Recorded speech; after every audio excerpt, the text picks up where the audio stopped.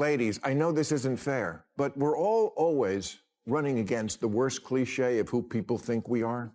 Women Democrats can't look oversensitive or preachy or unable to laugh at themselves. They also can't look silly, like Gretchen Whitmer did, trying to hide in the Oval Office. They have to look brave and strong. It wasn't a good look for the woman party that all the guys were speaking out for Jimmy Kimmel when Trump went after him, except on the woman's show, where for 5 days the outspoken hosts were suddenly as quiet as a geisha. Bill Maher has found a new woke culprit, and this time it's the women of the DNC.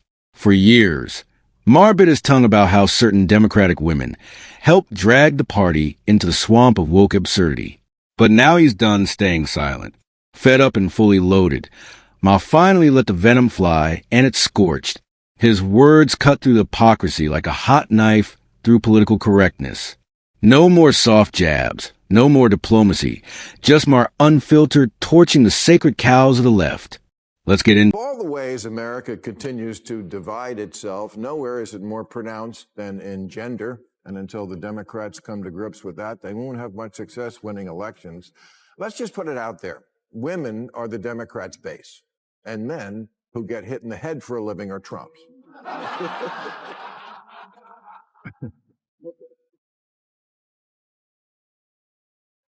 They're the bro party, the party of car shows on the White House lawn and breaking shit and seeing what happens and busting. It's been that way for a long time. The mommy party and the daddy party, the party of pussy hats and the party of truck nuts. All right. So, before tearing into the women of the DNC, Maher set the stage with his trademark precision. He drew a bold line between the Democrats and the GOP, exposing exactly what sets them apart. According to Maher, the Democrats have become weak, constantly pandering, terrified of offending anyone and bending over backwards to please the loudest fringe. Meanwhile, the Republicans, for all their flaws, at least have the backbone to stand their ground no matter the storm. That, Maher argued, is why more Americans, especially the disillusioned middle, are drifting to the right. It's not ideology, it's courage. And just when you thought he'd stop there, Maher doubled down with a sharper jab. But let's roll the clip and watch it unfold. That divide is on steroids now and getting worse. In the 24 election, young men preferred Trump by 2 points, and young women, Kamala, by 24. The only way Trump can appeal to women 18 to 39 is making him one of his lawyers.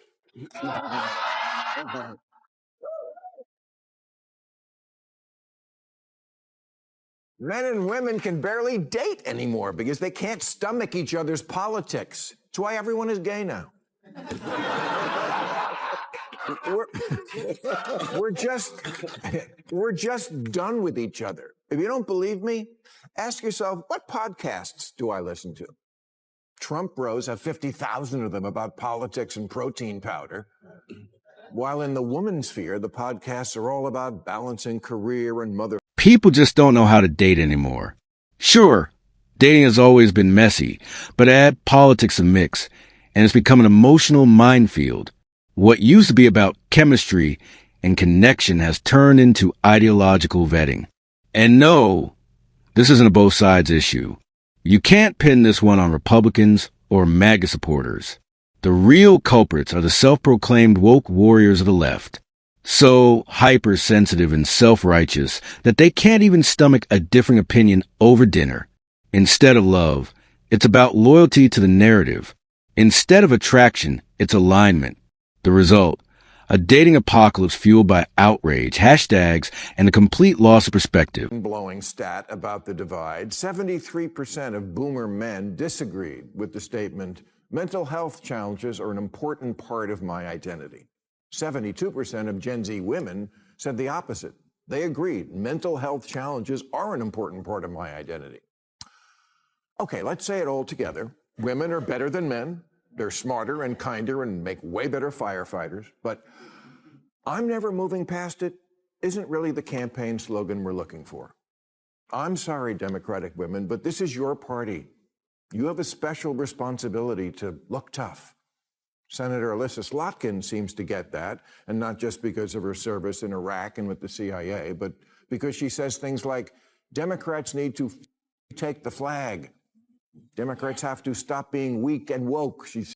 Slotkin hit the nail on the head. The DNC has become too weak and too woke even for its own loyal base. Instead of standing firm on real issues that matter to everyday Americans, they've turned into a circus of pandering and virtue signaling.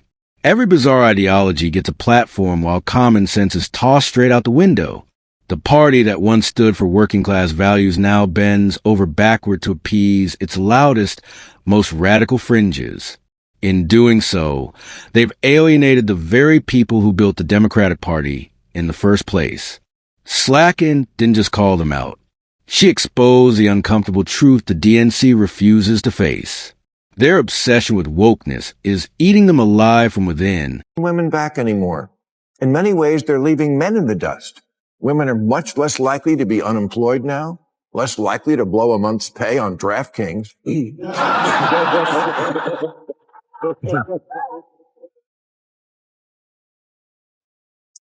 And much more likely to complete college. America now has 14 million women-owned businesses, which generate $2.7 trillion in revenue.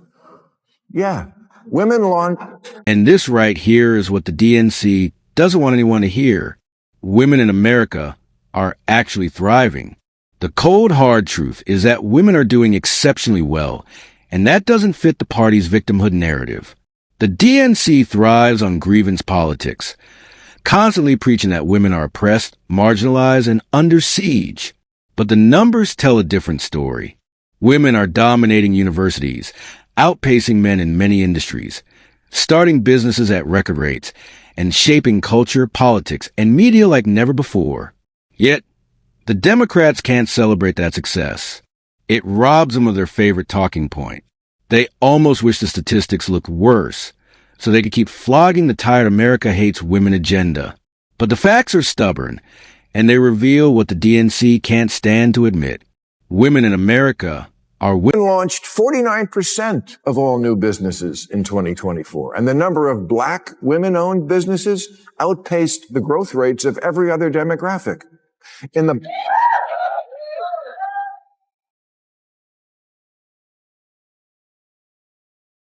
I'm spitting facts.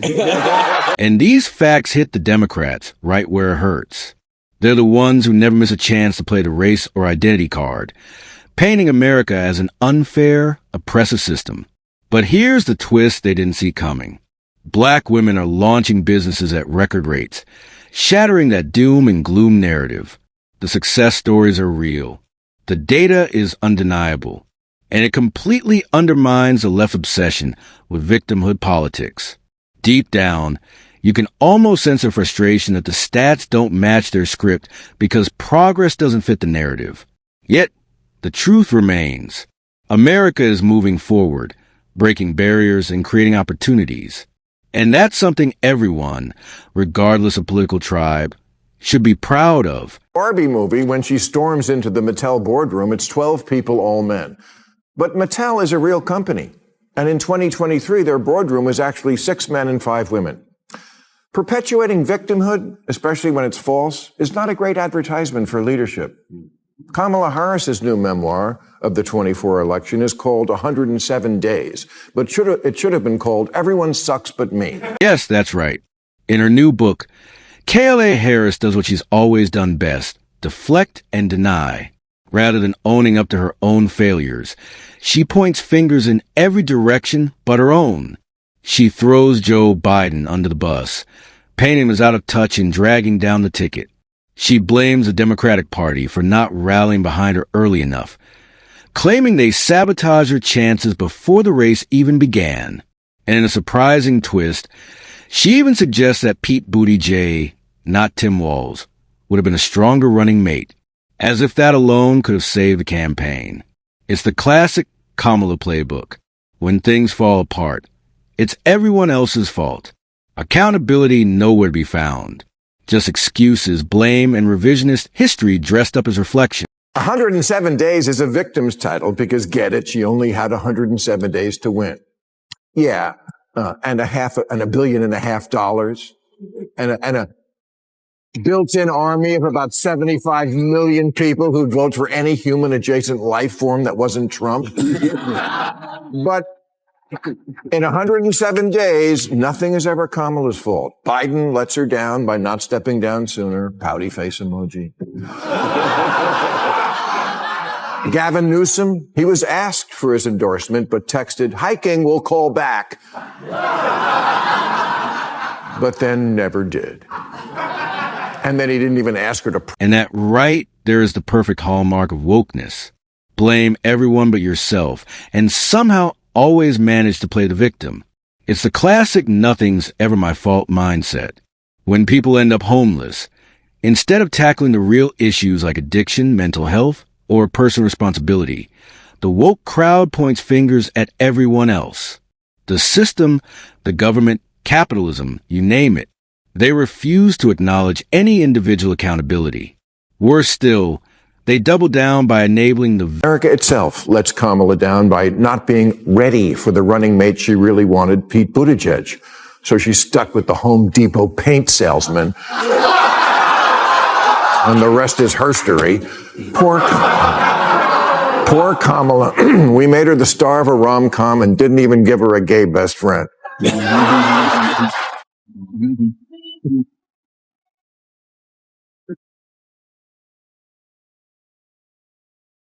Kamala writes that on election night, when it was clear she lost, an aide peeled the words, Madam President, off the cupcakes before handing them out. Oh, geez, that's like a scene from Bridget Jones Runs for President. The very problem they claim to be solving. Handing out tents, glorifying street living, and even pushing laws that make it illegal to move people off the sidewalks. It's not compassion. It's complacency disguised as virtue. True empathy means helping people rebuild their lives, not trapping them in misery just to score moral points. But that's wokeness in action. Loud, proud, and painfully counterproductive. Ladies, I know this isn't fair, but we're all always running against the worst cliche of who people think we are.